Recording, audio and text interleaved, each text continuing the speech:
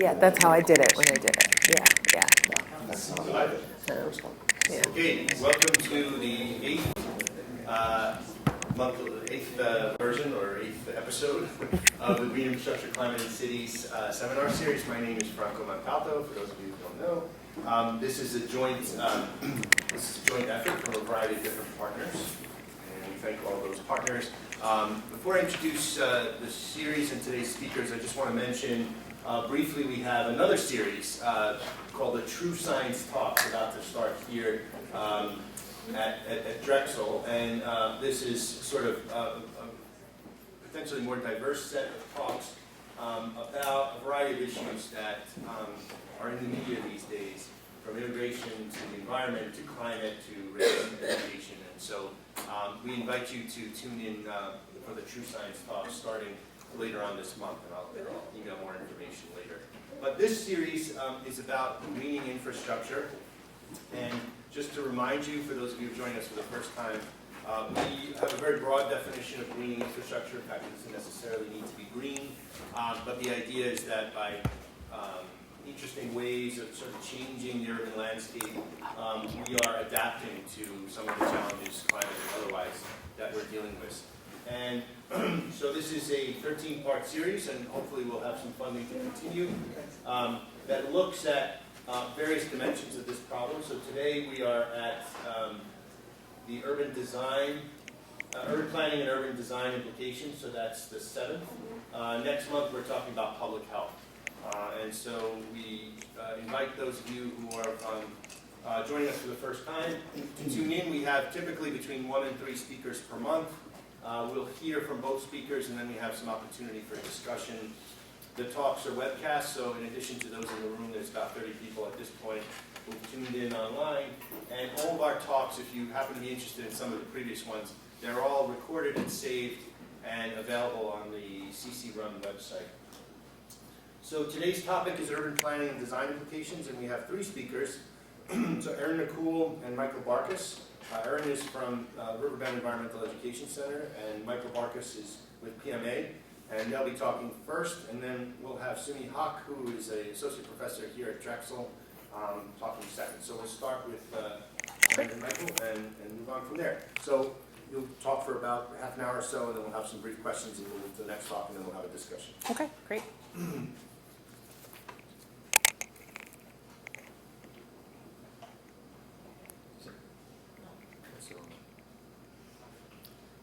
This one? Yes, that's ours. Okay. How are you? Hi, everyone. How are you? So my name is Erin McCool, and I am the Director of Education and Strategic Initiatives at Riverbend Environmental Education Center. So for those of you who are in the present, in the classroom here, how many people have heard of Riverbend before? Mike, great, 1 person. Okay, great. So I have lots to talk about when it comes to Riverbend. We are a environmental education center. We are in the suburbs of Philadelphia, but we are connected to the Schuylkill River in that we're sort of on the bend of the river. So we have a creek that runs through our property, and that creek does lead into the Schuylkill River. We have about 40 acres. We use about 10 of those for environmental education programs. And much of the work over the last 10 years or so, in addition to our education programs, has been about improving the land. And so we've got some really nice spaces on our preserve that we can do environmental education. We have students that come, they visit our pond, a stream, a meadow, and they really get a chance to connect with nature and learn about nature principles and environmental principles, which we feel is really important. And so if you take a look at my next slide here, this is sort of some of the standard experiences when you think about nature centers. So these students here are learning empathy. They're connecting with the snake here. They're having a chance to touch him. They're looking for decomposers here. And so they're learning about ecology, and they're creating memories that we hope will last forever for them, and that they will grow up to be environmental citizens as adults. But as you know, the environmental movement started in the 1970s. Ooh, I'm gonna go back there. Started in the 1970s, and at that time, there was a lot of attention towards nature centers and things like that. But still, in 2017, we are facing challenges with climate change and how to interpret climate change and other complex environmental problems. So I think the slideshows aren't automatic. Yeah, thanks, Mike. I'll let Mike work on that while I continue to talk. Thank you. And so we've actually had some interesting statistics that have come up that I find really interesting. We look at the Yale Project of Climate Change Communication, and some interesting facts. Most Americans actually do support environmental education in schools, but a recent study showed that 80% are still influenced by incorrect or outdated environmental myths. And so that's something that we take really seriously. So it's important that we are reaching children, but that our work is actually influencing adults and children as they become adults. Do the next slide there. And so we were thinking about how do we engage middle school and high school students, and how do we take that empathy and that memory and that connection with nature and turn that into something that is a real world solution, that is an action that people can take, and something that really relates to their own lives. And so that's where we are working with Mike Barkas, who has his own business, and he works with Aquaponics. And so we've actually developed a program that incorporates Mike's expertise. He manages Riverbend's 300 square feet greenhouse for aquaponics, and also helps us with content, helps us work with students. We'll talk a little bit more about how that program works. But I thought it would be great if first we had Mike talk about his experience with aquaponics and really what aquaponics is. Certainly is a sustainable form of agriculture, so it fits nicely in with the green infrastructure theme. Mike. Absolutely, thank you. So I think we got this solved here. I don't think it's in advance, I apologize. So again, my background is in supply chain management. My company is PMA, Purchasing Management Associates. I formed a separate division called Sustainable Solutions Group, which really focuses on a lot of the issues that we're talking about today. More reduction of carbon emissions, doing more sustainable agriculture, utility reduction, things like that, solar systems, water treatment, along those lines. But I partnered with Riverbend. I got very interested in aquaponics. One of my main areas of concern in the supply chain is the food supply chain and the way that operates. So I really wanted to focus on that, which is, Sustainable Solutions Group. One of its main focuses is on aquaponics. I won't really go through a lot of this. You guys are pretty familiar with what's happening. Industrial agriculture has a huge impact on our environment. As a process efficiency expert and a cost reduction specialist, I've learned pretty quickly that you focus on the big problems if you really want to make an impact. So with agriculture having such a big impact, it's a great area to look into. I did not solve the problems. So environmental impact, again, greenhouse gas emissions from agriculture, 24%. Earth's landmass taken up by agriculture, 37%. We're on the other presentation now. Just keep talking and I'm going to pause and fix it. I need to go back to that though.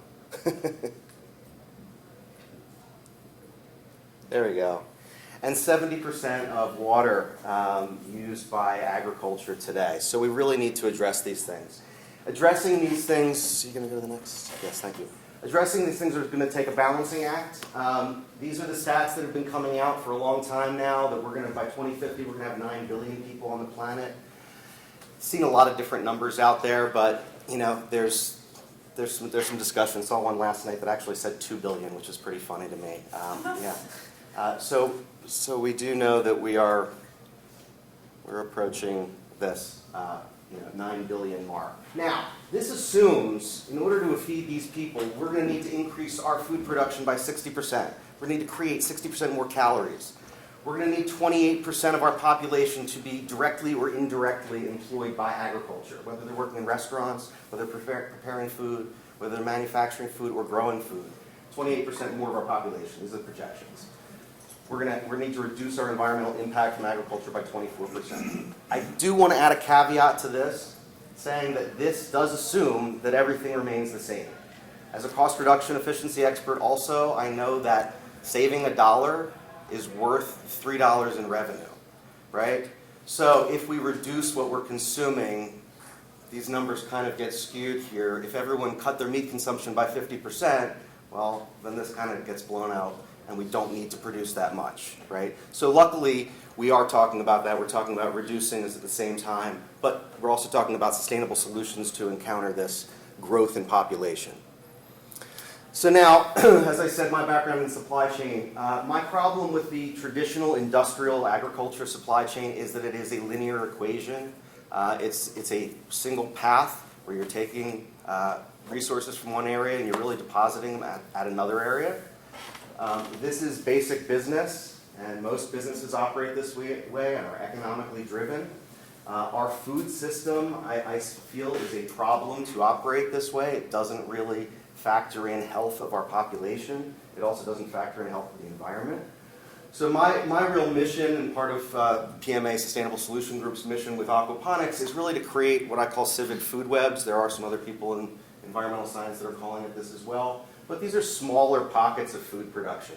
Instead of thinking of it as doing a huge warehouse and pumping out millions of heads of lettuce, if we can produce smaller facilities that are more localized, we can produce more localized food. These are partnerships with organizations like universities, nonprofits, civic organizations, and we're going to try to relocalize as much of this food production as possible. There's something magical that happens when people are growing their own food. They start to understand more about what's happening with our planet. They're starting to make the connections to how similar we are to plants, how similar we are to the environment, how similar we are to the earth itself. So in speaking of that and how similar we are to that, what I want to really do is talk about mimicking, and this is biomimicry, mimicking a natural forest ecosystem. Food chains, path of energy, one direction, right? Now these exist in nature, but really when we talk in the environmental science side, we're always talking about food webs. We know this works. I always like to say, if you want to find an answer to something and you could relate it to nature, go for it. Nature has been producing what it's doing. It's been growing for hundreds of millions of years with an unlimited budget. So, when you have an unlimited budget, things continue. This is developed the correct way, right? So things are correct. A food web. If we say this is now an industrial agriculture model here, and we're getting acorns from this tree, and we go into that forest and we take all the acorns and we sell them to someone in Ohio, what happens to the rest of this ecosystem? Right? It dies. So we need to consider this food web in our industrial, in our food production now, and mimic that in a sense. So this is your typical food system, and you can really see it's still, even though it's in a circle, it's still a linear equation. There are huge economic pieces of this. There are huge environmental factors of this. So if we can start taking pieces of this apart and relocalizing, a lot of these things go away. I don't know how many of you have noticed that a lot of the health food stores, a lot of the food that's in there is not advertised. So if it's not advertised, that's a huge piece of money that is not going towards that product that can then be put back into that product, or maybe it's actually the real ingredients now in that product, instead of spending the money on advertising and putting MSG in the product or something instead, right? So, one of the ways that we can do this, we can relocalize food, is with aquaponics. So aquaponics is a combination of aquaculture, growing fish or any aquatic species in a fish tank, and hydroponics, growing food without any soil. So we put those two together in a balanced ecosystem. Excuse me. Now, with aquaculture, we have some issues. Aquaculture is a great thing. I'm not going to stand here and say that it is the end-all, be-all. There are some major environmental problems with aquaculture. There are a lot of aquaculture facilities that are at mouths of rivers, where they have salmon in pens out there, causing a lot of environmental damage, right? It's one piece of this equation, though, and that's the thing that really got me. I'm very into connecting things, as you saw in the food web. This is one piece. This is just producing fish in a fish tank. You can see how many fish are in here. This is equivalent to, if you guys have heard of CAFOs, commercial animal feed operations. You have so many fish in here, somebody's going to get sick, we're going to need to put antibiotics in here, right? So how healthy are these fish? Do we really want to eat them? We're producing protein. Of course, that's great. It's local, but still we're missing something. We've got a lot of fish waste now, too. That's going to go out into the sewer systems. Now we're going to need to treat that. On the hydroponic side also, we've got to manufacture all the nutrients for the plants. So of course we're burning fossil fuels to do that. These are, everything's fed to them. Nutrients build up in the system needs to be purged. That water again needs to go out and be treated again. Right? So it's one half of the equation. It's like we're missing something here. Now, we put these two systems together. We have aquaponics. So we call this a CHOP system, constant height, one pump. So we keep a constant height of water in our fish tank. It doesn't stress the fish. Water flows by gravity into our sump tank. And then we've got our hydroponic bed. We've got one pump in our sump tank. That's where the one pump comes in, one pump in here, pumping water up to our grow bed. It's a completely recirculating system. We're feeding the fish. The fish waste is feeding the plants. The plants are treating the water. They're basically water treatment plants, right? They're treating the water back for the fish. I'll get into the science of it right now. How does this work? So typically we use tilapia. It's a picture up there. I'm sure people have heard of using tilapia in this. There's a reason we do. They're very hardy fish. They survive in water 50 degrees all the way up to 90 degrees. And important, they will continue to eat. So everyone wants to know if we can do trout in a system like this. Yes, we can do trout, but we need to maintain the water at 62 to 65 degrees to keep them happy. So tilapia, we feed the fish. Fish are producing a ton of ammonia, right? They're putting out ammonia in their waste. They're also putting out ammonia from their gills when they're taking oxygen out of the water. We need beneficial bacteria in this system, so we have multiple live parts of the system. We have fish, we've got plants, and we really have bacteria that we need to make sure are okay. Bacteria is converting, this is the nitrogen cycle, I'm sure you guys probably already know, converting ammonia into nitrites. Nitrites are still toxic to the fish. It inhibits their ability to take oxygen out of the water, so they'll start gasping if there's too many nitrites. Nitrites are then converted to nitrates. Nitrates are now an available form of nitrogen the plants can take out of the water and clean the water back for the fish.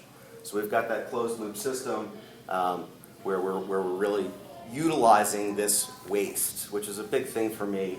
In nature there is no waste, right? Everything is used. So if we can get closer to that and understand these things, we can be a lot more productive. Some of the benefits of this. We use 90% less water in an aquaponic environment because it is all recirculating. We're not purging the system and refilling it like in a hydroponic environment. We can't use any pesticides, fertilizers, any chemicals whatsoever really because it'll kill the fish. So we've created a very clean ecosystem. 3 to 4 times more crops per square foot. So in a square foot, if anyone's done any gardening outside, square foot gardening is a pretty common technique. In 1 square foot, you'd plant 1 head of lettuce. Right? All the nutrients for that 1 head of lettuce are in the soil right there. If you planted 4 heads of lettuce in 1 square foot, they would compete with each other. You might get 1 head and 3 small, 1 good sized head and 3 small, or you might get 4 small heads, or you might get none. But in an aquaponic environment, we have all the same amount of nutrients in every drop of water, so we can have that kind of a planting density where we have 4 right next to each other in 1 square foot, not competing, and therefore we've got 3 to 4 times the amount. Types of systems that we can do in this, we can use this technology. It's basically just using the fish waste for a hydroponic environment, right? So we've got on the far side, we've got a deep water culture system. This is just floating rafts, very similar to a system that's been used for thousands of years in South America called chinampas. They're wooden stick rafts that they float in the canals and grow on them. So it's a floating raft system where the roots just grow right into the water. We've got media beds here. They're filled with any kind of a rock. We usually use an expanded clay called hydroton. Also provides a very good biological filtration there where a lot of our bacteria lives. We also have, this is very typical what you'll see in hydroponics, nutrient film technology, where water's just flowing through a PVC tube. There's holes cut in there where the plants are. We've got vertical towers as well. I do not have a picture of the wicking beds on here, but we can do root crops. You could have a long trough of soil. We don't usually use soil, we use coconut coir. And then we'll have the water running underneath so the water can wick up and we can actually do rooting crops. Different types of systems that we have. We've got smaller educational systems. We're actually, with Riverbend, we're installing these in schools. This is the system at Riverbend that we bring kids into for our classroom presentations. And then this is, the largest size system that my company builds is a 96 by 30 greenhouse. So I do want to spend a little bit of time talking about this. Interesting, so 96 by 30 is 2,880 square feet, right? An acre is about 43,000 square feet, right?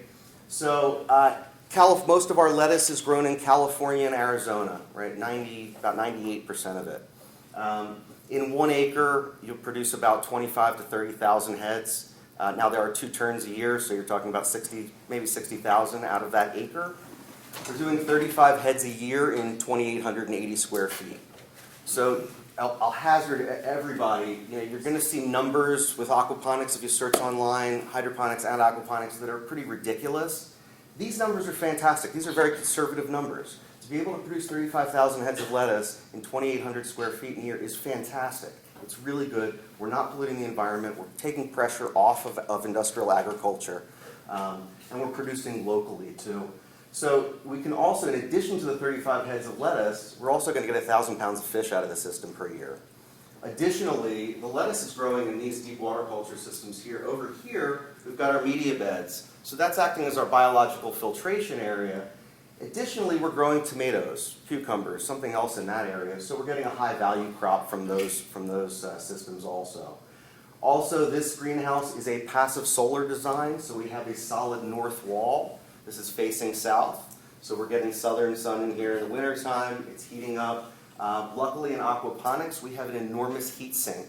We've got all this water in the system. A system of this size probably have about 2,000 gallons of water in there. So we're going to keep that temperature in the greenhouse pretty stable, right? Which is a big problem in Pennsylvania in small greenhouses or even big greenhouses, heating them and cooling them. So we're trying to tackle that as well. This system also has a ground-to-air heat exchange. So we're bringing cool air down underneath the ground, down 8 feet, bringing it back up in the wintertime to heat it. In the summertime, we're doing the same thing and we're cooling it, right? So it's a great design of this greenhouse. I'll also say that when you see different systems and you see different designs, always question where they are. There are a lot of people that are pumping out a lot of information. They're sitting in California, right? And they're talking about running their system off of solar. If you're in Pittsburgh, which I just had a client out there at University of Pittsburgh, they wanted to run their system off solar. There's like 69 days of sun in Pittsburgh through the year. So there's things to consider. And there's appropriate technologies, and we all know that within sustainability we need to apply the appropriate technologies. This is a farm down in Florida, pretty much the exact design of our system. It's another partner of mine. We've got our deep water culture and our media beds, a very successful farm. We can also do this adapting warehouses. The top picture is actually an old sneaker store in a mall that closed down. Yeah, pretty interesting. That company actually, they didn't have to pay for heating and cooling, so it really was a great piece in the feasibility study for them. Something like this on the bottom, although, is a company called Farmed Here that was in Chicago that was probably the biggest aquaponic venture in United States history. They raised something like $35 million. They have now shut down their warehouse and they started manufacturing basil vinaigrette, salad dressing, and they got a contract with Whole Foods and decided this is not sustainable. At this level, the amount of lights, heating, cooling for a warehouse of that size was pretty ridiculous. They made a lot of money from investors, but now they have decided to just go into the manufacturing of salad dressing business, so they are buying all of their basil.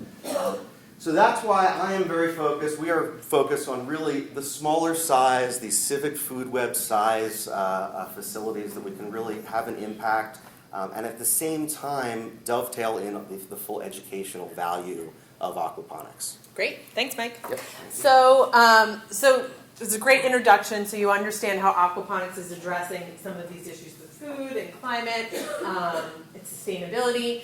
At the same time, remember, Riverbend is an environmental education center, so we are faced with also understanding where the challenges lie in education. And in education today, there's real concern about preparing students to participate in STEM, especially after they get through the 5th grade. 5th grade seems to be a really important mark. If students are not prepared and engaged with STEM by the 5th grade, it's not likely that they will continue on to STEM careers or to be able to participate at the secondary level. And so you might say, well, okay, so science, it's one topic, right? So maybe something else, law or policy, is more interesting. But when you talk about STEM careers, in the future, we're going to need that as a society. There are companies that are very invested in making sure they have a strong workforce in the next 20, 30, 50 years. Also, when we talk about students that are in underserved communities or are struggling to sort of change their lot in life, STEM careers tend to pay more at any education level. So if you have a high school degree and you pursue STEM, you're going to earn more than someone with the equivalent level of education, and that continues all the way up to the PhD level. So it is something that's really important. At the same time, you may have heard about project-based learning. One of the issues with education is that, remember, in education, traditionally, students are taught this is English time, and this is math time, and this is science time, and it's very siloed. And we find that this can be really challenging for many students. I found it challenging as a student. But when you teach through project-based learning, it becomes relevant, it becomes real, and it becomes multidisciplinary. So students are learning about chemistry because they're very invested in understanding if their basil is going to grow properly. So it all starts to become a little bit more real for students, and it's a great way to learn. So let me go back to my slide here. So this is where we came up with building STEM skills through aquaponics. This is one of our grow beds that just has some tiny little seedlings in there at this point. So just to kind of reiterate some of the reasons why we focused on aquaponics, just to recall from some of the things that Mike talked about. Experts say the number does change as we've looked at many resources, but generally about 9 billion people in the next 40 to 50 years. Currently we're at about 7 billion people. Depending on who you talk to, I actually found a source last night that said experts are now saying we'll need to produce 100% more food globally than what we are right now. But depending on what resource, and that was actually a good resource, but depending on where you look, it's a lot more food we're going to need to produce in the next 50 years. Right now, the United States agriculture produces $33 billion a year. Okay, so this also has some economic impacts. Scientists are saying that with increased temperature for climate change, that could have an impact on crops, and in some cases it might be better for crops because you've got longer periods of warm weather, but then with more carbon in the environment, that actually could have a negative impact on crops. And then as we know, one of the big problems with climate change is farmers are having a hard time predicting what their crops are going to do. So that really becomes a challenge for traditional farmers. And there's some real concern that this could impact food security even here in the United States in the future. So aquaponics is going to be an important emerging technology. And so this is something that our students who are in school today, these are some of the problems that they're going to need to solve. So this is what it looks like in reality when we do aquaponics in the classroom. So it's great that we've engaged with Mike because he is a content expert. So it's one thing for me to stand up in front of a group of middle school students and talk about facts that I've learned from other people or things that I've read about in sources. It's quite another for them to hear it hands-on from someone who's actually doing it and this is their business. So that goes back to this authentic piece of project-based learning. So that's important, that's critical, that relationship there. And what you see here is the classroom system that we are using. This is something that Mike has helped really create what this looks like. We're using some products from a company that does aquaponics in California, but then we've configured things in a way that we find makes the most sense for our classroom systems. So it's a 20-gallon tank. It's really hard to get pictures of middle school students without them making some sort of goofy face or something. In this picture, this in particular is a middle school program in the suburbs of Philadelphia. It's in King of Prussia. It's Upper Merion area middle school. And what they did, like we have a couple of district-wide programs. So basically every 7th and 8th grade student in Upper Merion has gone through this program. Every teacher has 2 tanks in their classroom. This year they're going to have 3. So they start at 14 tanks and they're going to increase that next year. And the students are growing primarily basil, and I'll explain why basil in just a little bit. other piece of the program is teacher professional development. They're very engaged, despite what the looks on their faces say as I'm looking at it now. It was hot, it was August, and so we have a curriculum. It's 18 different activities that are aligned to Pennsylvania state standards, also next generation science standards, which is the new sort of thing that's coming down the pike, very focused on practicing the techniques of science. So content's really important, but also learning how to investigate and collect data is really important as well. So these teachers are learning about the program. We find that it's really important that teachers understand how to deploy this in their classroom when we're not there with them. And then, of course, the students are going to come to Riverbend for field trips, and we take them through stations around Riverbend. We have them do some investigation about water, and we have them graph their results, and we talk about an analysis of what they find. This is a really cool image here. This is the deep water bed Mike talked about, and it's really impressive because we've got full crops on there, and the students can now see, oh, that little tank that's in my classroom, this is what it looks like at the next size. And then, you know, obviously you think about the next size up, which is that commercial system that Mike talked about.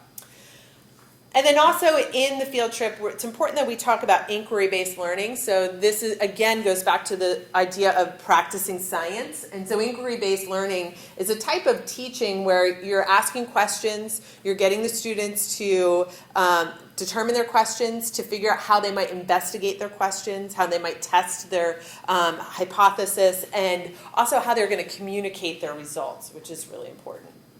So how does this all shake out? What are some of our results? Going back to, you know, one of our ultimate goals at Riverbend is to increase environmental literacy. And so the two big, there's many components of environmental literacy, but the two that we focus on when we do our evaluation is concept knowledge. So to be environmentally literate, you have to know what's going on in the environment. You have to understand how an ecosystem works, why it's important that we have clean water, how the nitrogen cycle works. That's important. Also environmental attitude. So do you feel that you have the ability to impact the environment? And so the reason why that's important is because there have been studies that have correlated that to behavior. So it's hard for me to say, okay, well, these students are coming in middle school, and I know that when they're 25 years old, they are all going to be recycling, and they're all going to be growing aquaponics in their backyard. It's hard to measure that, but what I can measure is if they respond to the following set of questions that I understand what their attitudes are, they're more likely to behave in an environmentally friendly way, to make choices for the environment that are positive, to make basically good environmental decisions. Okay. So we find that the big hallmark I always talk to teachers about, the nitrogen cycle for a middle school student is one of the more difficult cycles to teach. I hear that again and again. And very clearly, right away, we realize that when students go through this program, they understand the nitrogen cycle. You can see it very well through aquaponics. Remember Mike talked about the fish poop, the nitrifying bacteria transform that into nitrogen that the plants use, and it's very real for students. So that's a big success on the content knowledge side. And then the next slide, I'll talk a little bit about the environmental attitudes. And so some of the questions we looked at, we looked at science, but we also looked at the environment. And so here I'm showing you the positive results. And so in many areas, we're seeing that the positive results at the end of the experience have increased, which is what we want to say. So we want to know that, you know, if you kind of go down to the middle, it's important that we take steps to reverse climate change. Clearly, by the time they were finished with Riverbend, more students felt strongly this way. And so some of these responses kind of concern me, right? Do you see the first one there, right? I am good at science. And when I talked with the administrator about this, I was sweating. I was like, this isn't what I expected, you know? And we really thought about it. And what our theory is that as these students are really seeing how complex this is, when they walked into their classroom in September and they had no idea what they were going to be exposed to, they walked in thinking, I'm really good at science. And then as they're going through this process, our approach is very much, this is something you need to keep working on, right? And this is something that, you know, you don't all have it in the bag, it's a progression and it's something that you're learning on. And so we feel strongly, and I do, I think we're going to change our questioning a bit, that it's more about after this experience, they're recognizing sort of the complexity and how much is actually involved in this. So that was one I felt was important to call out.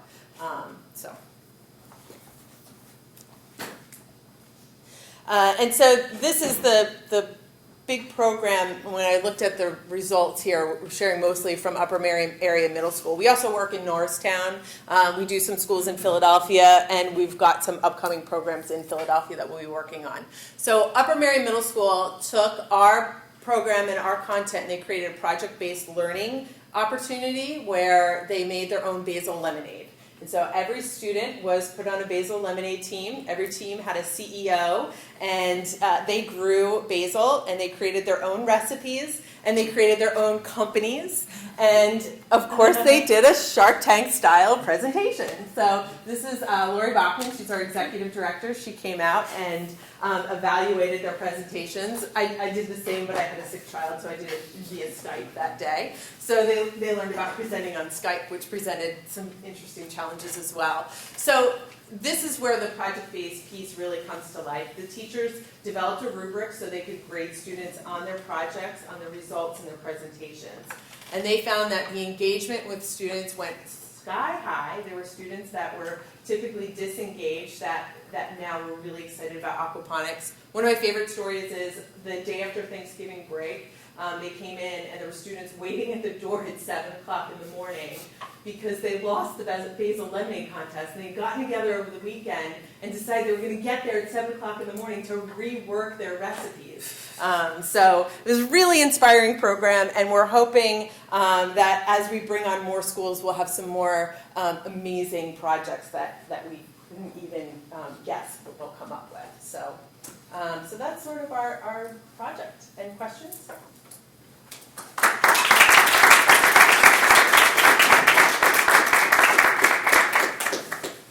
Time for a few questions, and then if there's anything online. Yeah.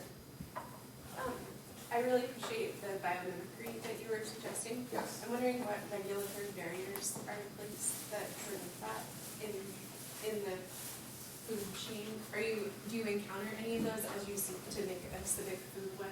I haven't really, no. I haven't encountered, I mean, besides typical food safety standards, that's what you're talking about? Food safety? I don't know a lot about the whole industry, but it seems like it's an industrial complex that's Yes. making the linear economic model the Right. predominant one. So I was just curious why efforts to make it more of a food web might be difficult, and whether any of those are regulatory. So I haven't encountered any regulatory. Really, the biggest thing that I've encountered is economic, and it is competing with that industrial agriculture. A head of lettuce is still going to be 50 to 75 cents wholesale, regardless of whether it comes from California or whether it comes from Riverbend, right? So there's a problem with that, and I think that's something we all need to just overcome and say, okay, I want to buy local. I don't care that it's going to be a little bit more expensive. Why is that head of lettuce from California still 50, 75 cents when they're using chemicals and producing and using huge combines, right? It's subsidized, right? And you have to have a minimum of 8 acres to be subsidized. We're not going to have 8 acres of aquaponics. So we're not looking for that subsidy. Part of my philosophy is just kind of ignore that. Ignore the industrial side and just keep going forward with doing what we're doing. It's worked pretty well for the past 5 years that I've been doing it. I see that collapsing ultimately. It's an unsustainable process. It really is just completely unsustainable. Harvesting all of these chemicals, really, these raw materials that we're putting on the fields, and then killing our fields, really. I mean, we're killing all the soil in industrial agriculture. So most of the crops that are grown conventionally really aren't growing in soil, they're growing in chemicals, right? We're giving them all the nutrients. It might as well be hydroponics, right? Because the soil is just a substrate that they're sitting in. It's not live soil really anymore. So we need to redo that. But so I haven't come across any regulatory issues besides where it's located. Food processing really becomes the issue, and food safety. So there is something about selling tilapia, like we're selling fish. you'd need to be certified to do that. There are ways to get around that. If you come to my greenhouse and you want to buy fish, I can teach you how to fillet fish and sell it to you. I cannot clean it for you and sell it to you, but I can teach you how to do it. Right? So it's pretty interesting. There's some ways around it that everyone's kind of working on. Yeah, as far as what you just mentioned and with the students, I couldn't help but notice there was, a lot of kind of broad categorical environmentalism sort of being addressed, but as far as like their appreciation, say, for locally grown foods versus industrial grown food, and knowing that if you eat local, you're also reducing your carbon footprint, or helping kind of sustain sort of local food webs, et cetera. Is it kind of too early for them to have that grasp, or is it like something that they kind of subconsciously pick up and? Yeah, so there's some curriculum activities that are dedicated to that specific topic. We have one called Food Miles, where we actually dissect, their meals and determine what their actual carbon footprint is. When we looked at the environmental questions, we were looking, as you said, sort of from a broad perspective. We just weren't looking that deep into the evaluation. And the questions that we used were from a published tool. So we really are looking at their overall environmental ethic in that measurement. In the commercial aquaponics setup, what is the in general or the initial source of nutrients? Is it From the fish food. Really, the input for nutrients is fish food, which is an important, that's the only input into the system besides from the farmer and the seeds that we're putting in the water.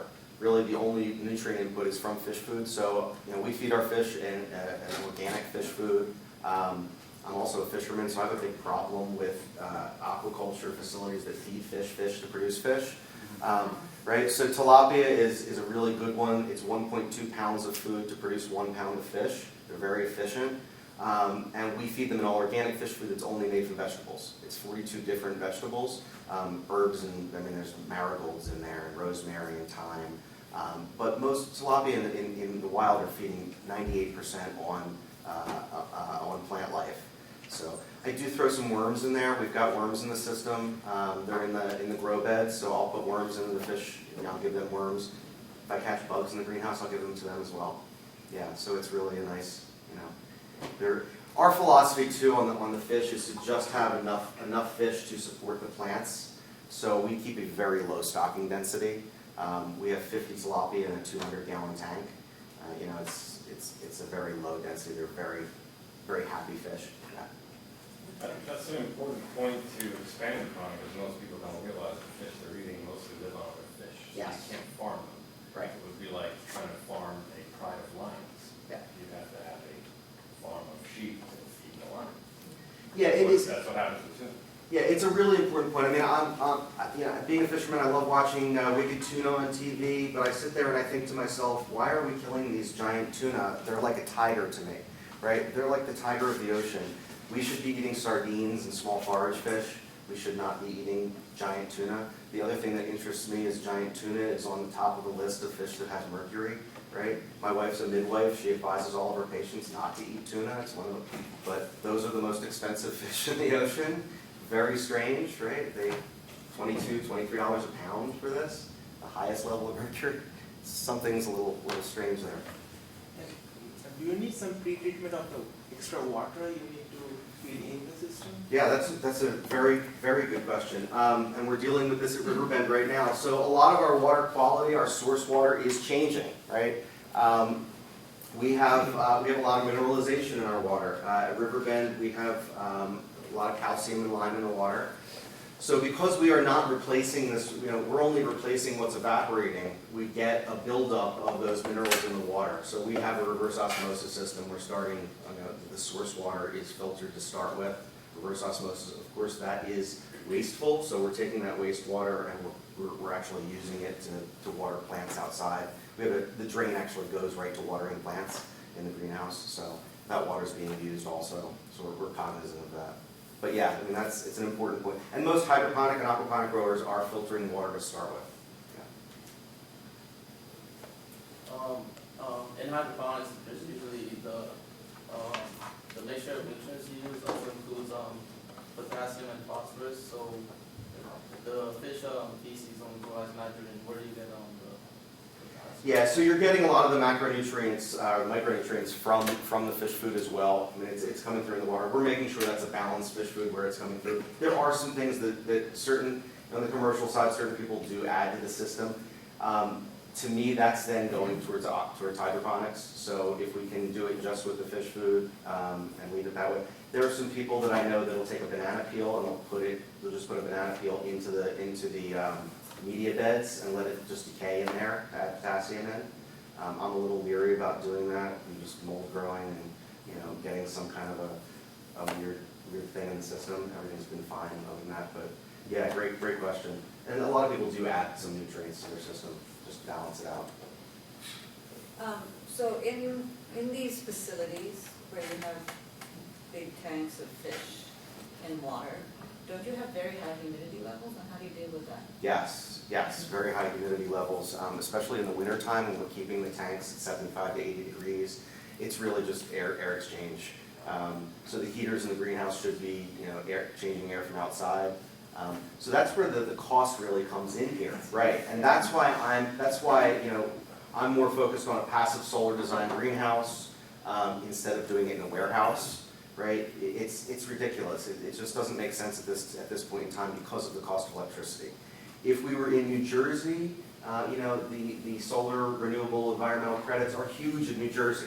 Pennsylvania, something like $400 in New Jersey as opposed to $12 in Pennsylvania. Why Pennsylvania? We've got a ton of natural gas here, right? So we're not forced to do this. But in New Jersey, the government's really forcing the utility companies to buy more of the environmental credits. Also tax ramifications over there as well. So we might be able to achieve something pretty major in New Jersey based on a solar system and reduce that. I just haven't done modeling for it yet. But yeah, that's really why I'm pretty adamant about the whole warehouse grow. It's farming. Unless you're producing a high value crop, which everyone can think of what that is, but then it's not really that productive. You're still going to be at 50 to 75 cents a head of lettuce.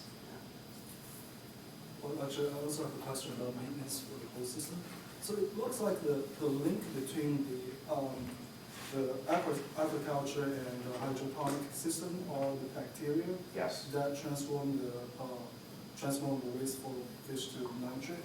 So my question is there something that you control, for example, the pH value for the water that keep the efficiency for those bacteria in there?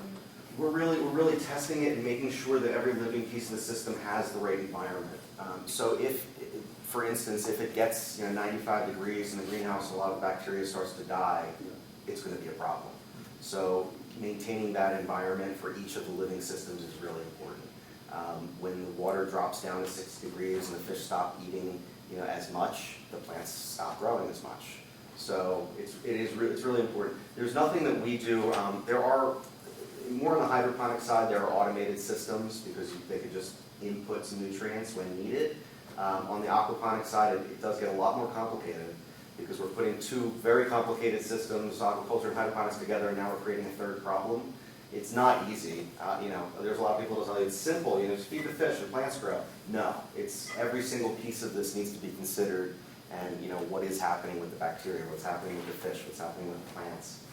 And actually, so when you initially build the whole system, how these bacteria grow up? Like how long? How long does it take? Yeah. So it depends on the size of the system, but it's basically the same process that you'll have when you start a fish tank at home, an aquarium. You want it to cycle, and that's what it's doing. It's going through that cycling process. The fish are producing ammonia. Your beneficial bacteria will just show up. They're in the area, they're going to come and they're going to show up and start doing what they're doing. We usually inoculate a new tank, like in the classrooms. We'll take some of the water from the system at Riverbend and take it to the classroom to start it off faster and get it going. In a 20-gallon tank, it'll take about 10 days for that to happen. I wish I actually had the chart, because if you've seen the chart, it's the cycle.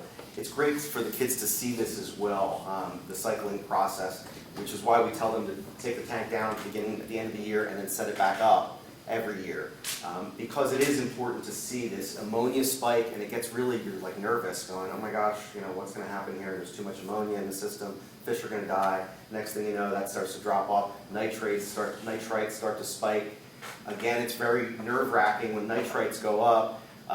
Too many nitrites, the fish can't breathe. They can't take oxygen out of the water, and you're thinking, oh my gosh, they're going to die. And then all of a sudden that drops off, and nitrates come up, and then all of a sudden the plants are growing. So it's it's good to see that process. Once that happens, though, then you've got that nice curve going, and you're maintaining. The pH in aquaponics will drop over time naturally, so we do use things like calcium carbonate to boost up the pH when needed. Yeah. Okay, thank you. Thank you.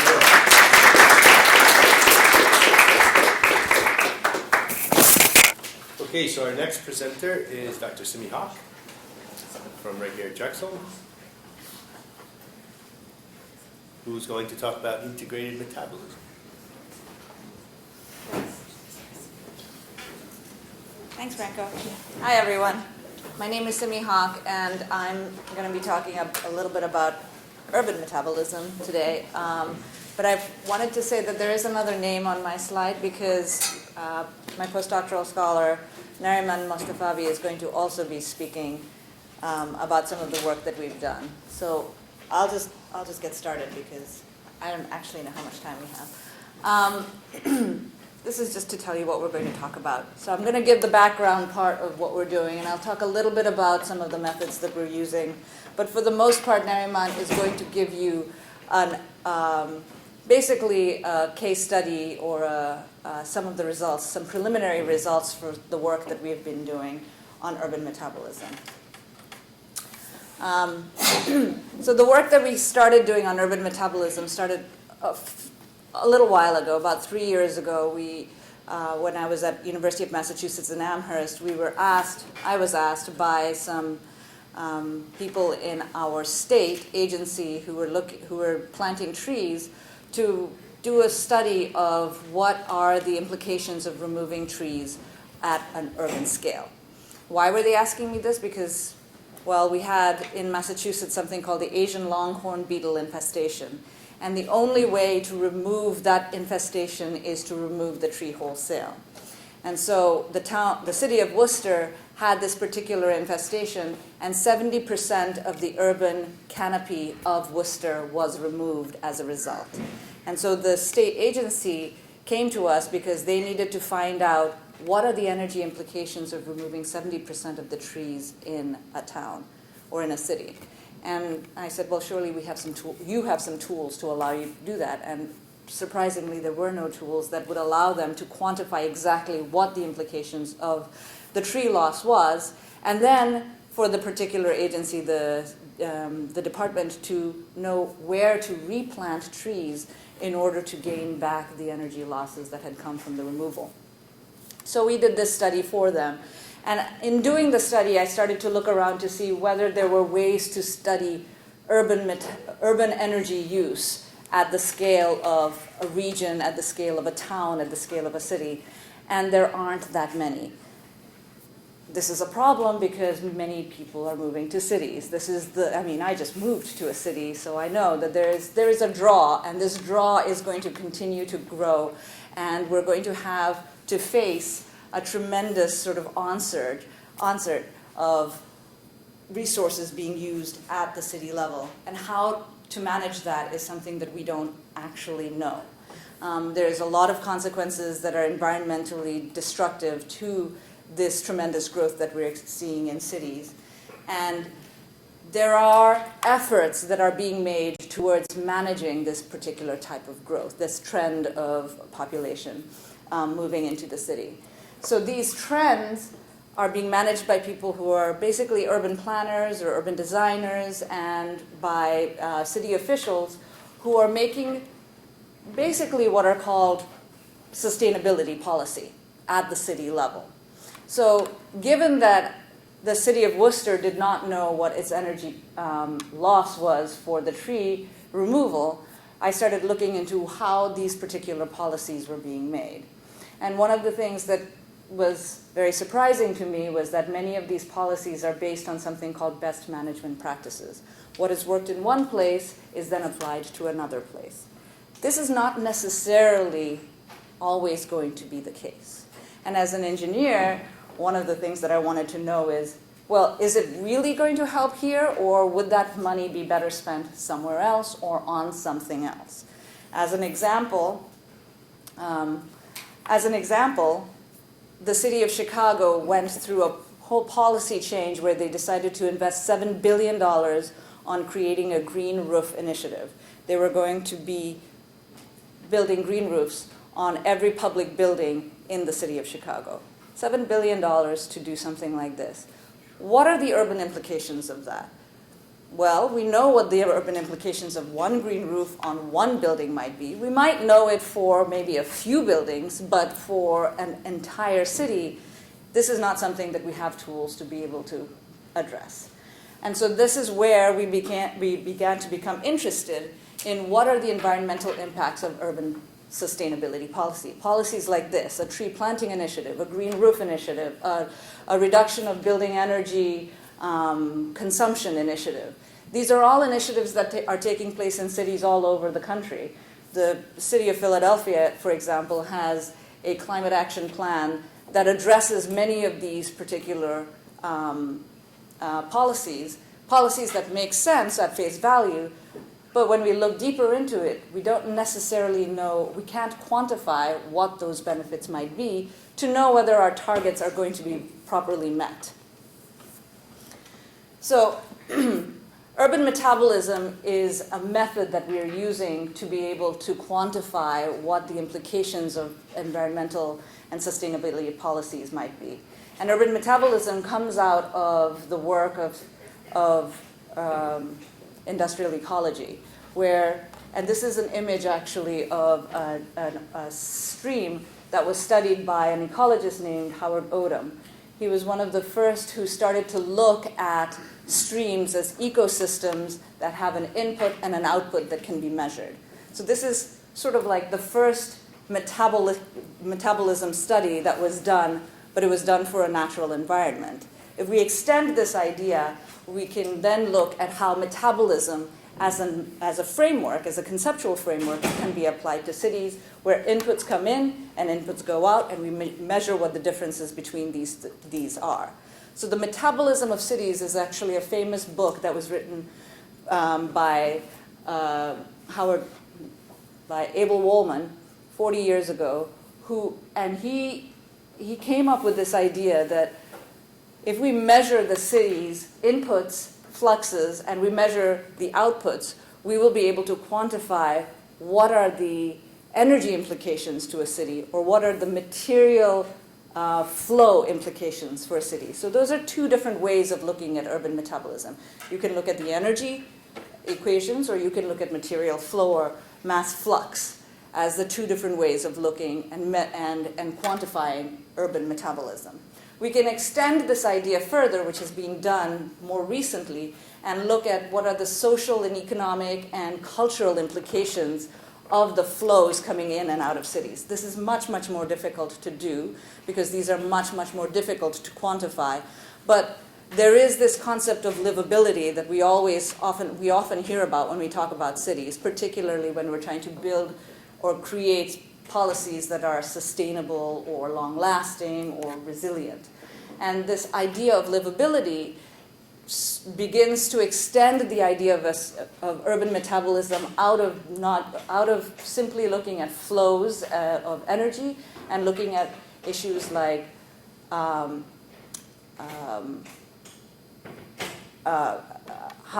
walkability and education level and access to good health care and all the other issues that we sort of connect to this to livability, to livability. So this is one of the very first real examples that we have of urban metabolism. This was done in the 1970s, and it was done by a group of Belgian scientists who actually measured the urban metabolism of Brussels. This was way back when, and since then there have been many, many studies of urban metabolism for actual real cities, and many of them are actually of small sections of cities as well, because as you might possibly understand, doing an entire metabolistic study of a city of the size of Lagos might be something that might be a little bit difficult to do. So, oops, here we are, how that happened. So there are tools that do allow us to study urban metabolism. These tools exist, and there are many researchers who are trying to kind of develop these tools further. This is not a tool. This, if some of you might recognize this. Does anyone recognize this? Yeah, this is SimCity. This is actually a game. This is the SimCity was designed, or it was made publicly available in 1989, and I do remember playing the very first version of it on my parents' Commodore 64. And it's not to say that my interest in this has come from 1989, but this particular game is kind of what we envision being able to do with urban metabolism analysis. To be able to look at all of the different sectors that describe an urban environment, and to be able to see how these different sectors are interrelated and what their implications are in terms of energy use, in terms of water use, in terms of emissions, etc. In SimCity, obviously, you get to be the mayor and you get to put the numbers in, and then you get to decide where green space is going to be located, how the transportation is going to be figured in the city, where industry is going to be, where residential residences are going to be, what the taxes are, etc. If we could do this, that would be great, but really what we're trying to do is do it for a real city, and there are tools that allow us to get part of the way there. All right, so there are three different sort of categories, I guess, of existing tools that are out there. One is using dynamic models, and SimCity, which is a tool that comes out of the UK, is one of the best examples that I've found of this. And basically it's a toolkit. So it's not exactly an integrated system. What it's doing is it's measuring what are the flows for each of the sectors of urban in urban energy systems, and then the toolkit allows you to measure them separately and then sort of sit them upon each other, sort of like an overlay. Another type of urban analysis tool that exists are land use and transportation models. These are by far the most common. One of the most used ones comes out of the University of Toronto, and it's an agent-based simulation tool that allows you to look at transportation and land use and figure out what the implications are in terms of energy use across a city for those two sectors. And then there are microsimulation models that allow us to basically look at more than one set of factors that influence urban activity. And Urban Sim, that comes out of Berkeley and Oregon, or University of Washington, is one of the best examples of this. So Paul Waddell used to be at Berkeley, wasn't he? Okay, so he started doing this work at Berkeley, and then now he's elsewhere. And his model is a discrete choice model that measures relationships between many different sectors, and it's an open source tool. So actually, it's not just his, it belongs to all those who are interested in urban metabolism, because a lot of people have contributed towards this. Our work is trying to do it a little bit further, take it one step further. So our work is basically, it's called the Integrated Urban Metabolism Analysis Tool, and it is kind of a mouthful, so we call it IUMAT. And what we want is to be able to model different sectors of urban development and to model them all together, as opposed to separately and then looking at what their implications are on each other, but to look at them all together. And the way that we are planning on doing this is by modeling it using a unit of analysis that intersects all of the different sectors. And because we are basically coming from an architectural engineering background, our unit of analysis is the building. So we're taking the building as the unit through which every single sector and every single experience of urbanism is going to be brought about. So if you think about buildings as the connector, then transportation, water, energy, waste, all of these issues come together at a building level. And because the building is the unit of analysis, we're able to then transpose from that what is happening at the city level. So this is a schematic of what the tool looks like.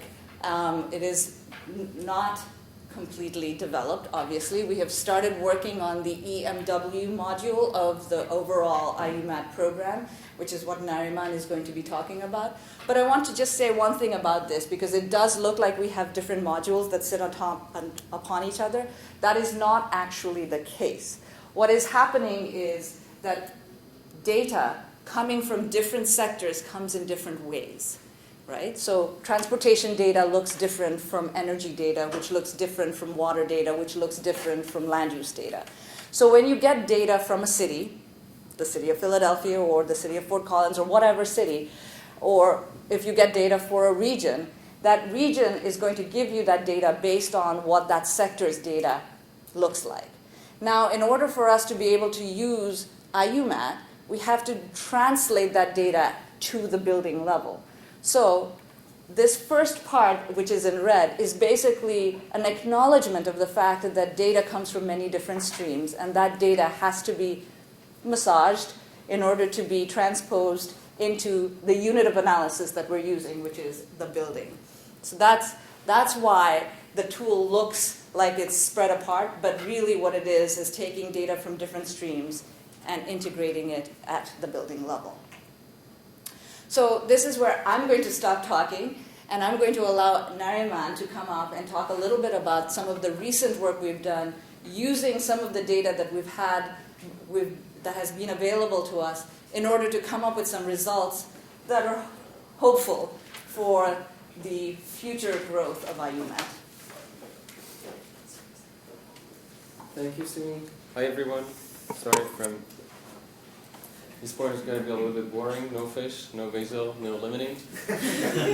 But so as Sumi explained, our model is a bottom-up structure that focuses on the buildings as units of analysis. So we take the buildings as the main unit, depending on its type of use, whether it's residential, commercial, or industrial. If it's because in this presentation we'll be focused in residential energy, so we've got some number of households associated to every building. We've got household IDs.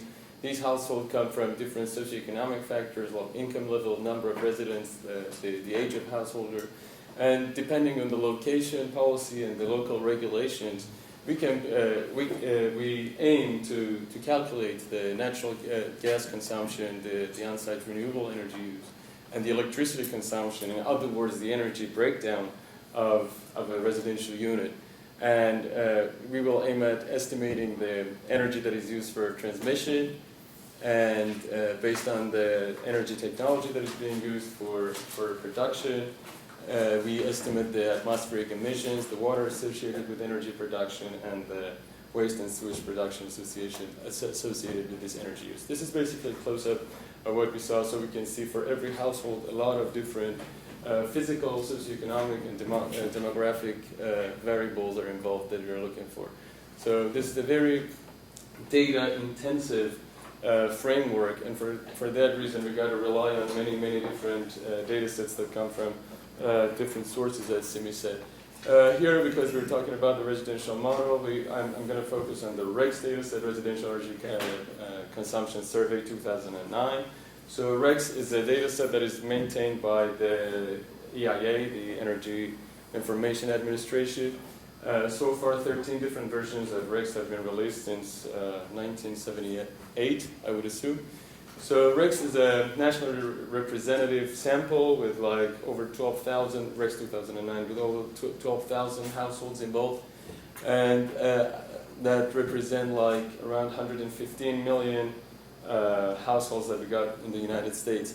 So we can see that housing type, like for and neighborhood characteristics, the ownership properties, the year that the property was built, the income level of the household, their education, age of the householder, many other climate variables, and many physical attributes are tabulated at the census, at the U.S. Census Division level at REX. So we use quantile regression to understand to find out about the patterns of energy use and variables of interest. Quantile regression is a robust alternative to classical least squares, especially when the model when the linear model has got non-Gaussian errors. So I'm not going to get into the details of quantile regression, but just to explain, on the x-axis we can see the different quantiles of the data, because different tails of the distribution of energy consumption come at different sensitivities to different variables. Like, as we can see in this picture, the upper tail of the water heating energy consumption is 3 times more sensitive to 1% extra in the household. So we can see if you add 1% to the household, the households in the upper tail are affected 3 times greater compared to the ones to the lower tail. And ordinary least square just give us a constant average value, which is not accurate. Another important applicability of the quantile regression is when we're talking about tiered utility price structures. So when the policymakers are thinking about tweaking the energy prices in order to reach energy conservation targets, we can see that like the most effective population to be hit by to lower their consumption with price are the consumers in the middle, as opposed to consumers on the lower tails of the consumption. So we do it for whole different sorts of like physical and market variables and economic and socioeconomic and demographic variables for 5 different categories of energy consumption, which are space heating, cooling, lighting and appliances, water heating, and refrigeration. I don't want to get into the details again, but every one of them, if you look closely, there are many interesting things to see in them. For instance, we can see like the impact of household size on the heating and cooling is not as significant as it is on other categories of energy consumption. Or we can see that energy price is not correlated with air conditioning energy use. It mostly affects like the space heating, and like other categories of energy consumption are not that correlated with energy price. So we also do it for lighting, water heating, and refrigerator, as we said. So we can see in this graph, we can see that the impact of household size, for instance, is like twice as great on lighting and appliances compared to water heating, and it really doesn't impact the energy that a household uses for refrigeration.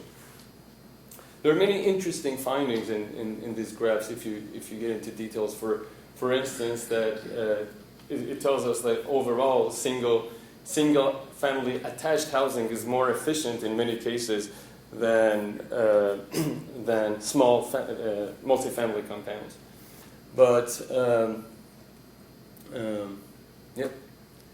So when we make that data, we want to go advance the quantile regression a step further to make a energy forecast tool other than just an inference-only platform.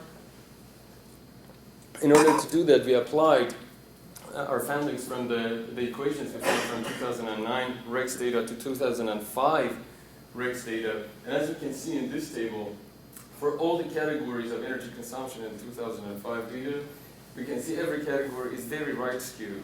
And as we can see, measures of skewness and kurtosis are very high, indicating very strong deviations from non-normality in 2005 data. This is the density plots in the figure showed for the simulation results. The broken line is the 2005 data, and the color lines are the model's performance based on 2009 data. As you can see, all the models they fail to include the tails of the 2005 data, which tells us why it is important to have the quantile approach to the energy simulation. So this is a hypothetical neighborhood of 40 people of neighborhood scenarios that we can see that come from different climate variables, different years of construction, and some of them own their units, some of them rent it, with different incomes, with different socioeconomic factors, and different areas. As we can see, our model is able to tell us to say from the lower to upper tail of the consumption of the distribution, how much energy is being used for heating, cooling, lighting, water heating, and refrigeration. This is a major improvement as compared to other energy modeling tools out there, because instead of unrealistic, definite results, we are given a range of results, and it can also be very suitable for this way of reporting.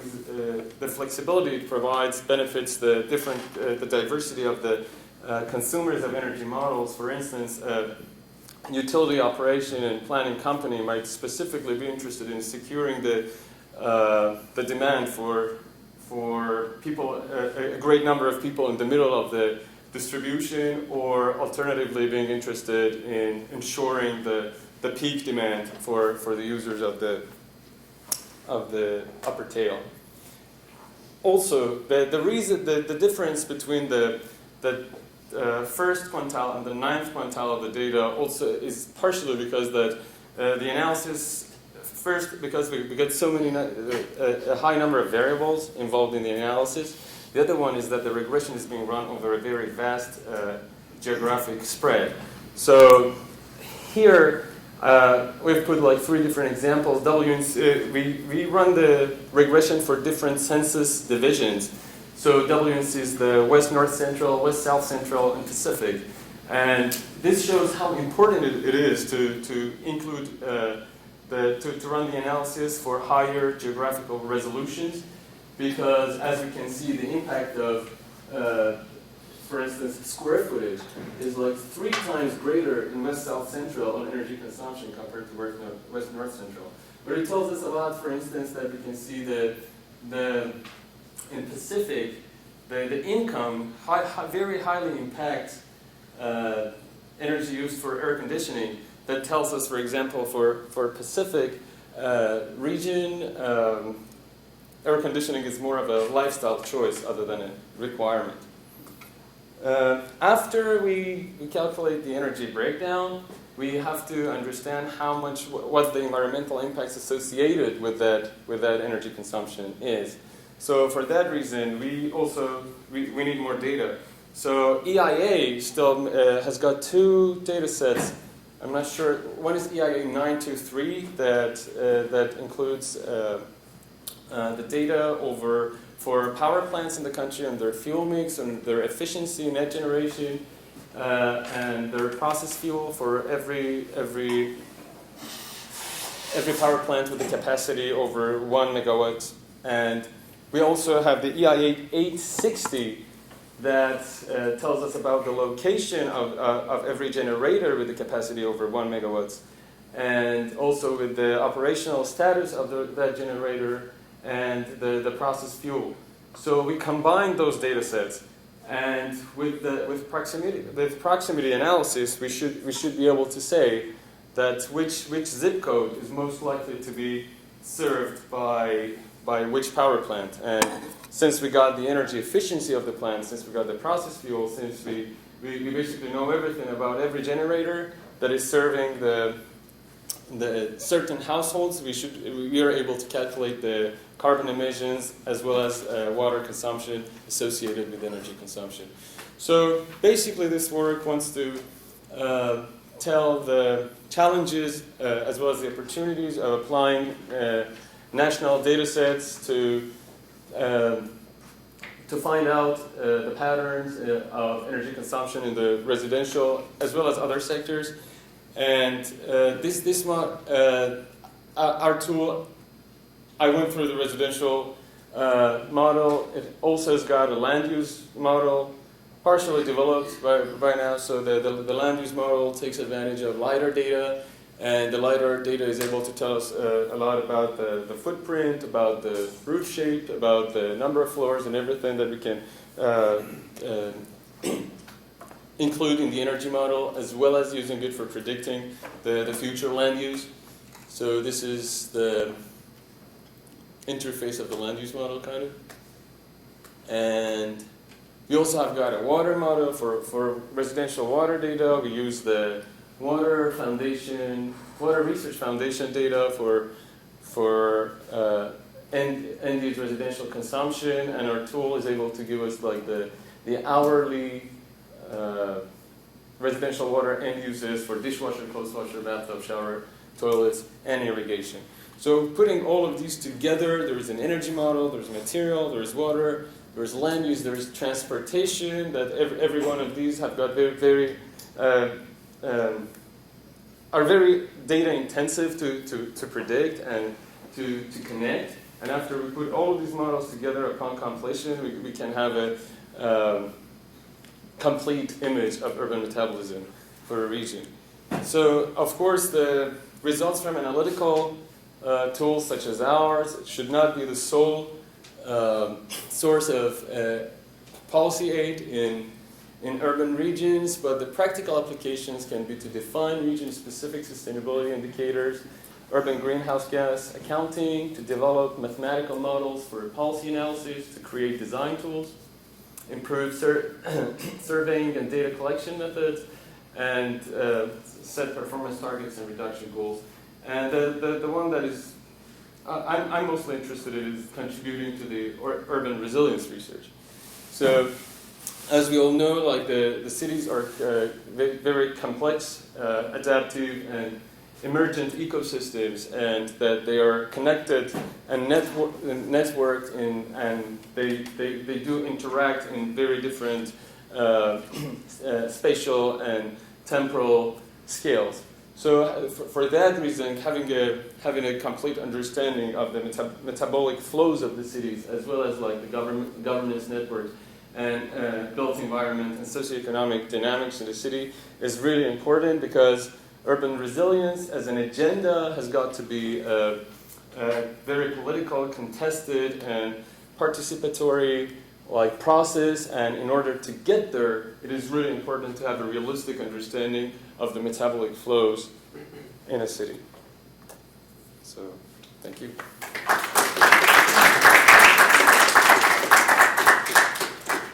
Some questions? Questions? As a building as a unit, so the different cities can have different number of high rises and one-story buildings. So is there like a standard number of floors in that one building unit, like 10 floors? So at the moment, the thing that the tool takes into account, because of the type of data that we get, the data only distinguish the REX data distinguishes between big multifamily units and small multifamily compounds. They're like usually 5+ units or 2 to 4. That's what at the moment that the tool is reporting, but upon availability of data, yes, because definitely the nature of the building, high rise, low rise, has got a high impact. Also the shading impact of the adjacent units has got a major role to play in the energy performance of the buildings usually, and that is another. In the next steps, we're thinking about a way to also incorporate the shading from the adjacent units, or the height to width ratio of the street as a predictor. One more question I have: are you doing aggregate across time, or I mean, when the data is coming, it's probably time stamped for different years or different months because of the seasonal change, the energy requirement is different. So are you aggregated analysis? So this is annual energy consumption values, but yeah, the nature of the data is cross-sectional, like what we get at the moment. But again, upon availability of data, so this is kind of an automated like framework, like depending on what you get, the higher the larger the sample size, and the more details provided in the data that in the surveys, it is the local inference can be made with higher confidence. It's kind of a very small slice of your overall picture. It looks very complex and elegant. And I was just wondering, going down to the quantile regression, and not knowing very much about it, but it seemed like you were trying to tackle the issue of like over dispersion and kind of your skewed data. Without having gone to, you see that approach, And you said, I mean, could you just log transform or something to help adjust the skewness, and that way you probably use a simpler regression? So the thing is, we've got many different numbers of variables. That's an issue. And also the how do you explain it? When you got monotonic transformation functions, making inference is easier for quantile regression, because quantile regression is invariant to reverse transformation. So for that reason, quantile regression is a very good tool when compared to log or monotonic transformations like that. But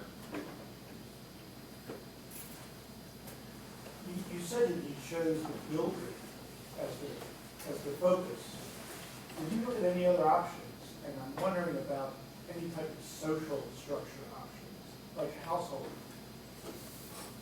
well, I mean, to me, like, or to us, kind of the way I understand there's a city somewhere is not when I see buildings.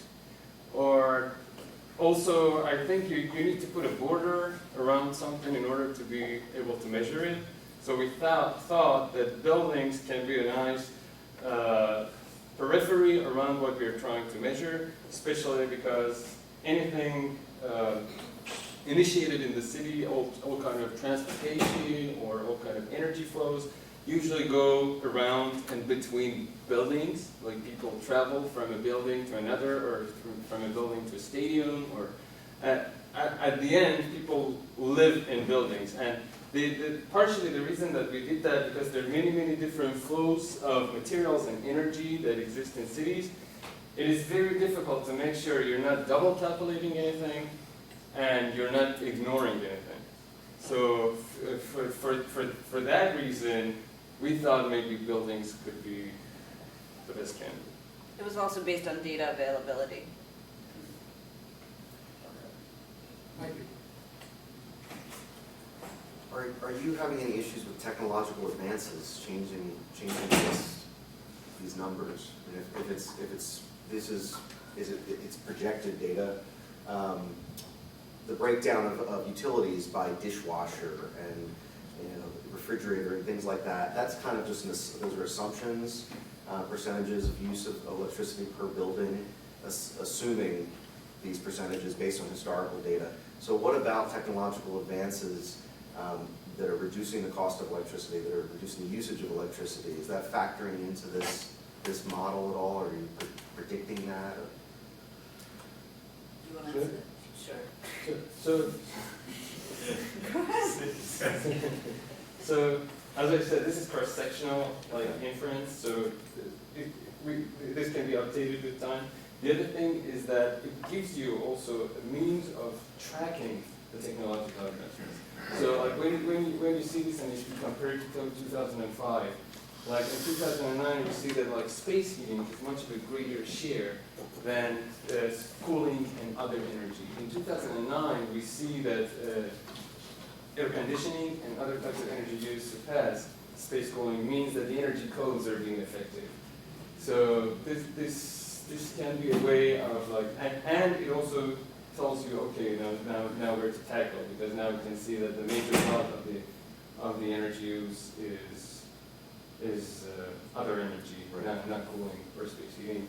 But also it tells you that it's not much affected by market policies. Right. So it's the way that's why it's a good policy tool, or it should tell you, okay, who to target if you want to have it all. That's tiered policy structure, for instance. Yeah, that's what I saw as the benefit from a consulting standpoint. This is huge. But also in the data sets, we have the efficiency information and stuff, usually for water heaters, for dishwashers, and clothes washers that we have. I mean, they're not really good. It's mostly in the survey it's mentioned that the unit has got efficient clothes washer or not. But this is as good as it gets. Right. Now in the national data sets, but of course there are data sets out there. Yeah. I mean, we can reduce energy consumption considerably by treating water in a building. You know, just simple water treatment, softening the water is going to reduce it quite considerably. But, okay, thank you. I I really like the idea of integrated urban metabolism, and I really look forward to the further development of this tool. Right now, I see that you're emphasizing on the household residential energy consumption, but from what I know, for urban scale, commercial building is also a big share of the energy consumption and everything. So is there anything you're going to move toward that direction?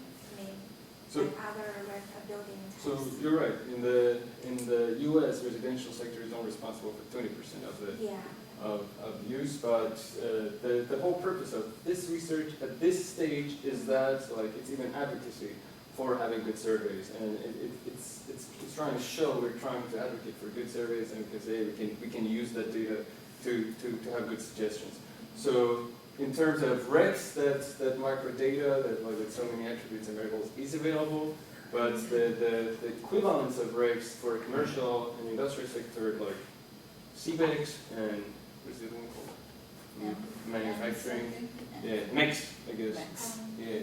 So those are not as complete, and they're better suited for. So having such a bottom-up, detailed approach, I don't think is possible for commercial and industrial sectors. But for that reason, the model needs to have some flexibility to tackle those issues at different scales. Just comment actually, but I love the idea of this because it kind of helps promote data collection, I guess within like cities or public spaces. So if they want to understand their urban metabolism or whatever sort of data-driven hypotheses that they want to explore, this is basically not only will open up the coffers, but it might also open the possibility of collecting primary data.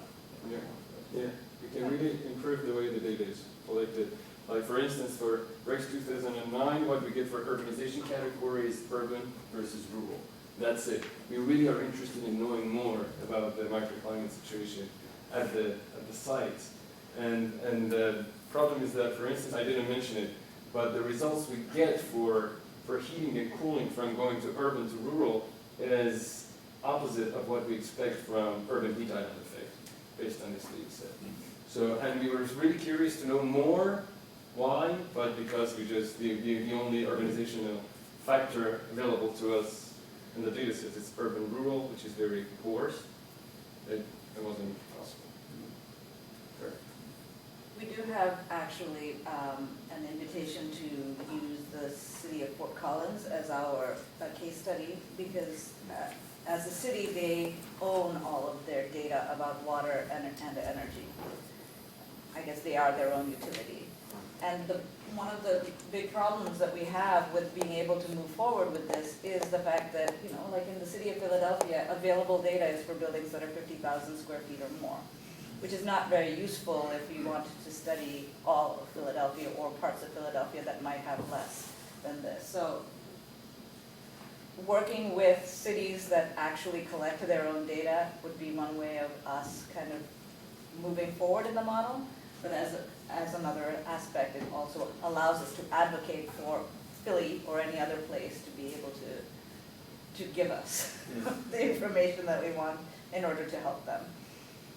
So I'll ask an unfair question since you guys have metabolized all this data. And then a follow-up. So the unfair question is, if for Philadelphia, if you had to define sort of an optimal building configuration from an energy perspective, what would it be? I mean, I'm gathering, so you were making statements about big attached, and there's really interesting discussions in urban planning about, the tower in the park versus the sprawl versus, so from an energy data perspective. So, you want to answer? I think You volunteered all the other ones, right? I think it was very clear. But it's unfair. I know it's unfair, right? No. So I want to say this what I introduced here in this presentation is more geared towards new projects, like something that you're starting from scratch and you're thinking about like I don't know, you have a city, you want to put a shopping mall somewhere. It's got to be able to tell you, okay, where to put it upon completion to optimize the environmental impacts around transportation, energy use, and water consumption. That's one thing, but for existing cities, you're right, it's more challenging. So instead of like having suggestions like on what is going to be optimal for energy use, you should be able to tell you if you go down this path, what the impact of it would be. So if you have your own input, it gives you outputs, but at the current level of development, it won't be able to tell you, okay, what is the best thing to do for Philadelphia. So you can't say that, 50,000 people in 50 high-rise buildings is more optimal from an energy perspective than 50,000 people in 500 attached row houses. Oh, we can do it. You can do it. So, This way we do it. We basically did it for 5, why not for 500? The running time is different, but I don't know if we can trust it. And then if we want to trust it. So then the follow-up question to that one about the household was that can two different households operating or dwelling in the same house significantly impact the energy impact, or is that? I mean, I know, there are feel-good things you can do with water conservation that really, in the larger regional perspective, are not. They feel good to fix your leaks and stuff. And yes, it can significantly add. But I mean, we often think that some of those bigger picture impacts are achievable only if you look beyond the small scale. But I'm wondering if sort of household energy use varies that significantly, that the same physical structure in the same climatic configuration, two different families can operate it really and have meaningful impacts at the urban scale. Is that? So the good thing about tabulating all these different variables is that you should be able to say how much of the energy is design driven and how much is behavior driven. Yeah, right. So as long as you can separate it and you want to focus on the behavior driven aspect of it, you might realize it's significant, you might realize it's not. But the good thing about these structures like this is that you can separate the design driven versus behavior driven. But it's too soon to say at this point. I mean, it's very case-based. And that's why I put that slide of like, even in Pacific, West North Central and West South Central, things can be very different for different cities. Like there are places that, for instance, there is no correlation between climate variables and energy use for water heating. And there are cases that there is. So it's really very region specific, I would say, and case specific.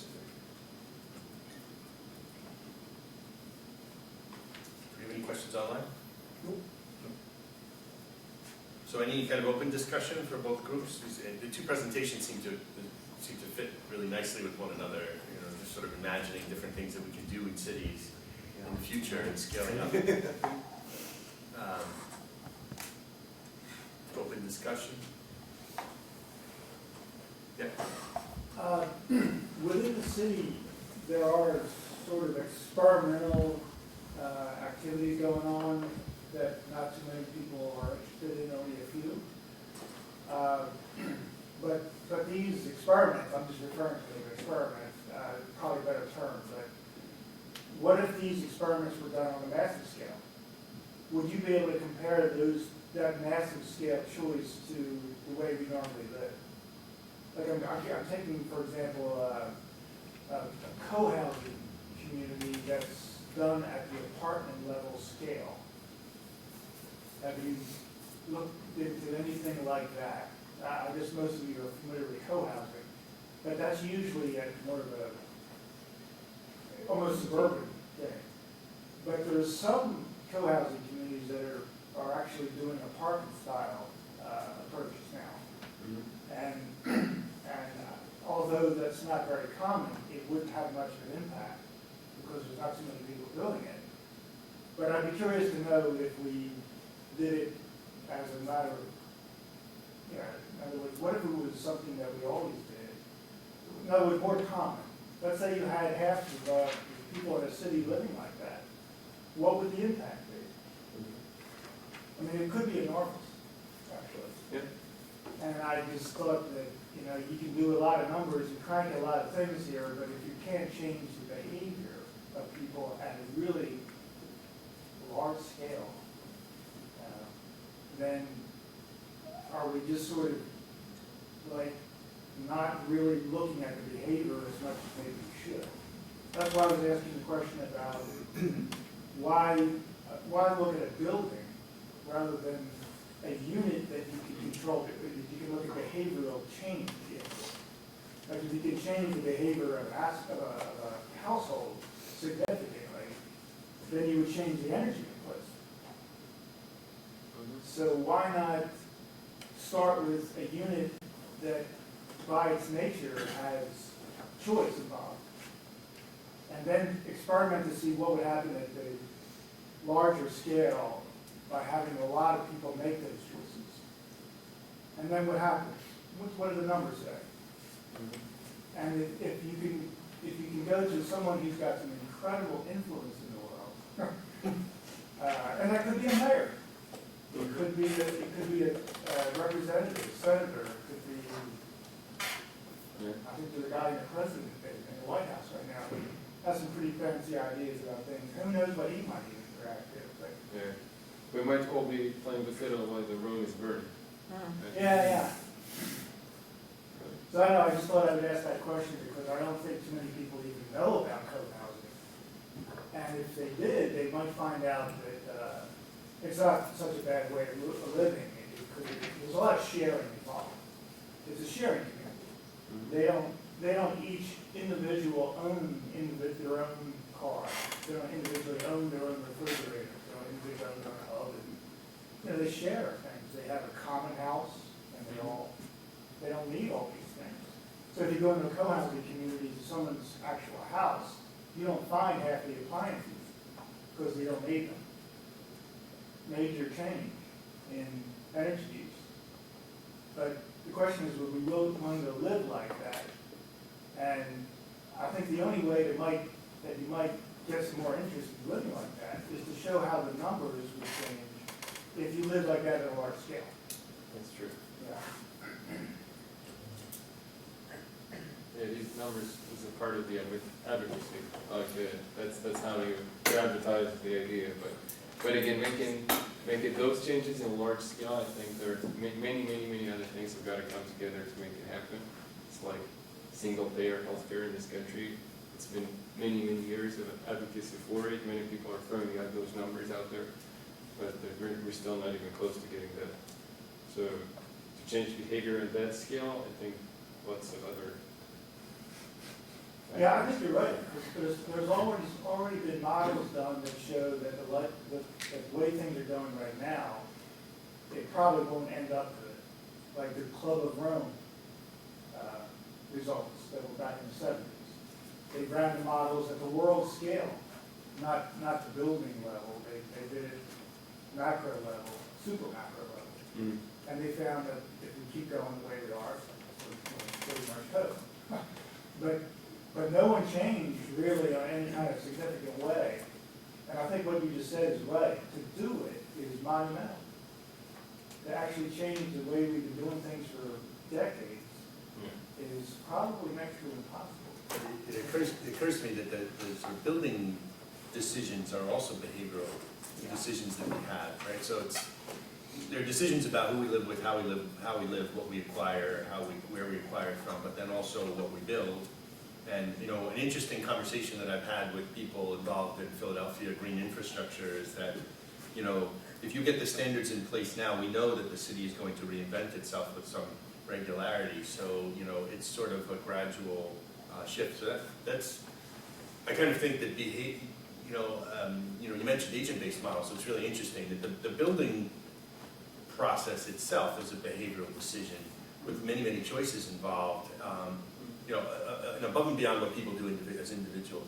But I wonder, with this whole question of scaling up, I mean, the question you brought up about the scalability of the cost of lettuce, I imagine that as you do this, there are nonlinear effects that are really, because once this cost of lettuce changes because you've got a significant threshold, then the rate, just to sort of go to some of your curves, like the rate of adoption might, increase. So, to me, an interesting question would be, what are these tipping points where you sort of shift to a new equilibrium and it makes more sense to move in this direction as opposed to sort of bucking the tide right now, innovators and entrepreneurs trying to jumpstart something. That would be really cool if we could get these models to that point where they're sort of propel themselves. That's why I personally really like the link to resilience, because that is somehow where those equilibriums like interact, like when you start with, we start adapting, then the transition, then the transformation. So that's why I like to link research to resilience, also in terms of changing things, because resilience focuses a lot in being in somehow resistance. We should really make sure what is that we are making more resistance, and what are the things we want to transform, and what are the things that we want to be able to bounce back from. So many aspects of urban life have got to be understood beyond just the metabolic flows in order to, because all the cities are now looking at resilience as an agenda, and everybody wants to get there. That's why I put that slide there, that it's really important that the process be political, democratic, and participatory. I just want to add one thing too. I think as a tool is concerned, I think this is a great observational sort of study tool as far as looking at the effectiveness, say, of a policy, a grand scale policy in the city, for example. The one that comes to mind for me is the million tree planting New York City. I think given New York City's kind of real charge and mission to collect data, but not just data, but kind of frequent data over time, that is, I think, assuming that your question is tied to those trees, you could definitely make the case and say, trees over time, we've seen this type of, levels of pollution, we've seen this dispersion of air pollen, we've seen, and if you want to have a health layer, you could definitely feed that into, potentially the model as well, and kind of look at this sort of urban scale system specific to New York, specific to that question. So, if you are interested to see, is this giving more benefits than it is, say, problems, I guess envision this is probably the thing to do also. So I want to make a comment on changing, what was the word we're using, design of the way things are done, and anybody's opinion of how we're living right now, what we're using. So that was basically 18 years of my life is going into big corporations, Schering-Plough, Merck, Pfizer, Lilly, the biggest pharmaceutical companies, and trying to get them to be efficient. My big focus has always been on the environment too, so every one of my projects had an environmental component to it. They don't care about that. I got very, very sick of beating my head against a wall with adults, quite frankly, in business, because everything is down to economics. I've had the best 3 years of my life teaching kids. This year alone, I've taught 1,500 kids about aquaponics, installed 27 systems. I walk into these schools and the kids immediately tell me what sustainable things they're doing at home. So I've shifted my focus to the next generation. Which is, it's kind of funny to me that, that's where, but I think it's very effective. And it may just take that long. It might take that long for this next generation to really significantly change what we're doing. Even the environmental, I work with environmental educators on a daily basis that, have a 2-liter bottle of Coke on their desk, they're buying Nestle water, and I'm sitting there going, you're an environmental educator. Do you know what Nestle does to the planet? Why are you supporting them? Well, it's just so easy, it's like I had at the store. You can't stop that, and you can drive yourself crazy. I've been yelled at multiple times for being that far into the environmental world, but to me, it's the way you live, you practice what you preach. So I've gone that extreme, but it's a lot easier dealing with the younger kids. Yeah, they instinctively get it when they start yelling at their parents. In an open aquaponics system, it's really easy to talk about. I relate the whole system to the planet. So our fish tank is our ocean on the planet, right? It's the largest body of water. All the pipes around the system are all our rivers and streams. Our sump tank is one of the biggest lakes on the planet. The grow area is the land we live on. So if we have a conventional farm there, we're spraying pesticides and herbicides, and then it rains, where's it go? Everybody can see it goes into the sump tank. Oh, it goes to our lake. the kids get it, and then they look at their parents and they go, that guy sprayed stuff on our lawn, we shouldn't do that. And I'm like, nice, stop doing that. Yeah, so that's, you know, it might just take that long, I don't, hopefully it won't, but it could. I used to work for an engineer. I worked in a sustainable engineering firm where we built buildings that were close to net zero.